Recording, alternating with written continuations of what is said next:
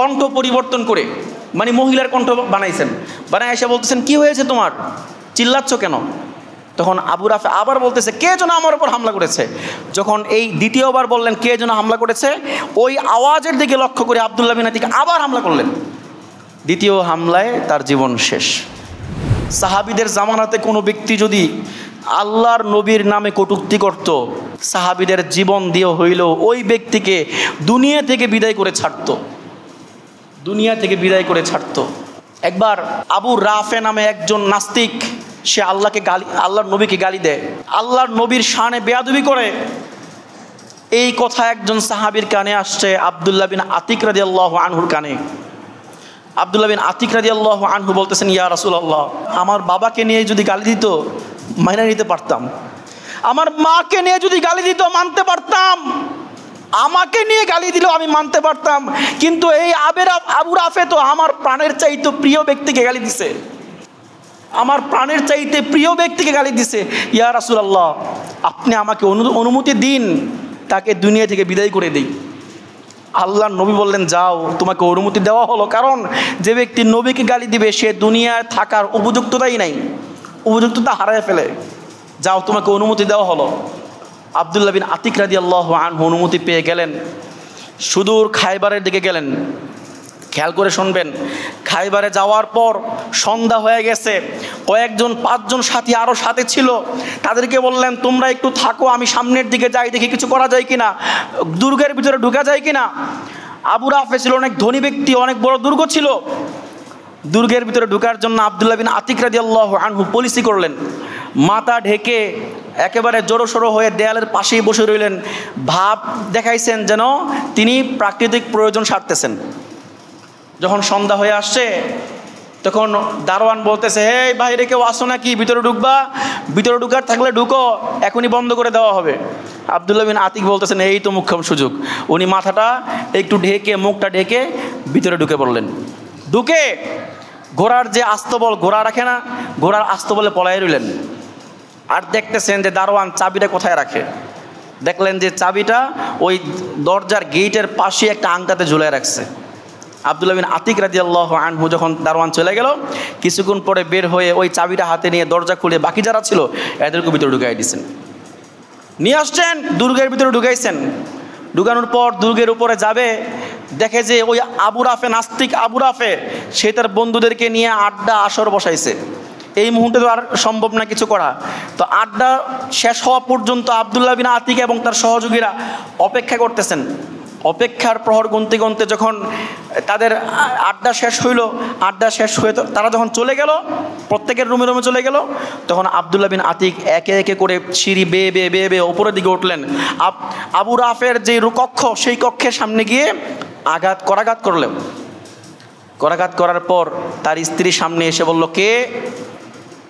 আব্দুল্লাহ বিন আতিক রাদিয়াল্লাহু আনহু বললেন যে আমি আবু রাফের জন্য কিছু হাদিয়া নিয়ে এসেছি।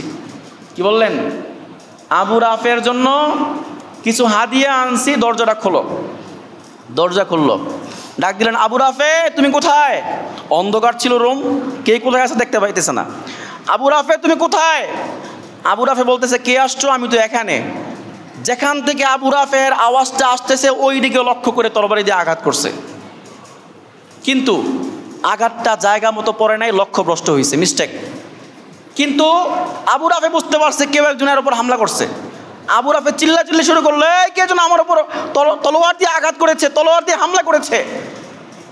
আব্দুল্লাহ বিন আতিক রাদিয়াল্লাহু আনহু নিজেকে সামলে নিয়ে বাহিরে গিয়ে আবার কণ্ঠ পরিবর্তন করে, মানে মহিলার কণ্ঠ বানাইছেন, বানায় এসে বলতেছেন, কি হয়েছে তোমার, চিল্লাচ্ছ কেন?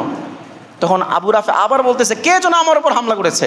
যখন এই দ্বিতীয়বার বললেন কে যেন হামলা করেছে, ওই আওয়াজের দিকে লক্ষ্য করে আব্দুল্লাহ বিন আতিক আবার হামলা করলেন।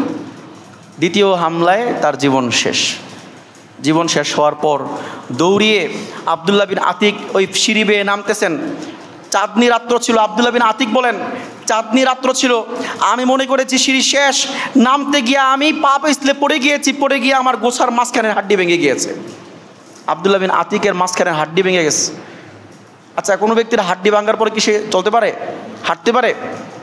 আব্দুল্লাহ বিন আতিক নিজের পাগড়িটা খুইলা ওই পায়ের মধ্যে বাইতে রাখছেন, কারণ দুই দিকে দুই হাড্ডি গেছে, ছড়াই গেছে। হাড্ডিটাকে বেঁধে রাখছেন পাগড়ি খুলে। কিন্তু আব্দুল্লাহ বিন আতিক বলে, যতক্ষণ পর্যন্ত আল্লাহর নবীর এই দুশমন যে নিহত হয়েছে এই সংবাদ আব্দুল্লাহর কানে না আসবে, ততক্ষণ পর্যন্ত আব্দুল্লাহ এই জায়গা থেকে এক কদম সরবে না। সকাল পর্যন্ত এখানে অবস্থান করলেন। সকাল যখন হলো আবু রাফের ঘোষণা করলো, ইয়া আইয়ুহান নাস ইন্না আবা রাফিইন ক্বাদ কুতিলা, আবু রাফে সে নিহত হয়েছে। যখন এই সংবাদ আব্দুল্লাহ বিন আতিকের কানে আসলো, তখন বললেন, আলহামদুলিল্লাহ, আমি আমার চেষ্টায় সফল, আমি আমার মিশনে সফল। তখন তিনি বন্ধুদেরকে নিয়ে, সাথীদেরকে নিয়ে 3 দিন সফর করে এই পা ভাঙ্গা পা নিয়ে 3 দিন হেঁটে হেঁটে মদিনায় গেলেন। যাওয়ার পর আল্লাহর নবী সাল্লাল্লাহু আলাইহি ওয়াসাল্লামকে সব কাহিনী খুলে বলার পর আল্লাহর নবী বললেন, আব্দুল্লাহ তুমি আমার সামনে আসো। আব্দুল্লাহ রাদিয়াল্লাহু আনহু সামনে আসার পর আল্লাহর নবী শুধুমাত্র আব্দুল্লাহর পায়ের উপর হাত বুলাইয়া দিছে, শুধুমাত্র হাত বুলাইয়া দিছে, দুনো পা একসাথে লাইগা আগের চাইতে ভালো হয়ে গেছে। আব্দুল্লাহ বিন আতিক বলতেছেন যে আমি আগে যেমন ছিলাম তার চাইতে আরো বেশি সুস্থ অনুভব করতেছি। যখন আল্লাহ নবী হাত বুলাই দিছে, সেই নবীকে অপমান করা হচ্ছে বর্তমানে। মুসলমান সতর্ক থাকবেন। মুসলমানদেরকে বলছি, আমাদের প্রাণাধিক প্রিয় নবীকে নিয়ে কেউ কটূক্তি করলে তার প্রতিবাদ করা আমাদের দরকার আছে না নাই? বলেন, জোরে বলেন, দরকার আছে না নাই? প্রত্যেকে নিজ নিজ অবস্থান থেকে আমরা ইনশাল্লাহ প্রতিবাদ করব তো ইনশাল্লাহ। আর যদি কোনোদিন ডাক আসে, আমাদের যারা বড় আছেন, বিশেষ করে আমাদের মুন্সিগঞ্জের বাংলাদেশ সবচেয়ে বড় যে আলেম এখন বর্তমানে ধরা হয়, সবচেয়ে বড় মুরব্বী আব্দুল হামিদ পীর সাহেব, মধুপুর পীর সাহেব, উনি যদি আমাদেরকে ডাক দেন ইনশাল্লাহ যাবো তো ইনশাল্লাহ। নাস্তিকের বিরুদ্ধে প্রতিবাদ করবো তো ইনশাল্লাহ। আল্লাহ তাআলা আমাদের সকলকে তৌফিক দান করুন। আল্লাহ তাআলা আমরা যেন আল্লাহ নবীর সম্মান বজায় রাখতে পারি, সম্মান হানি যারা করে তাদেরকে যেন দুনিয়া থেকে বিদায় করতে পারি আব্দুল্লাহ বিন আতিকের মতো, সেই তৌফিক আল্লাহ তাআলা আমাদের সকলকে দান করেন।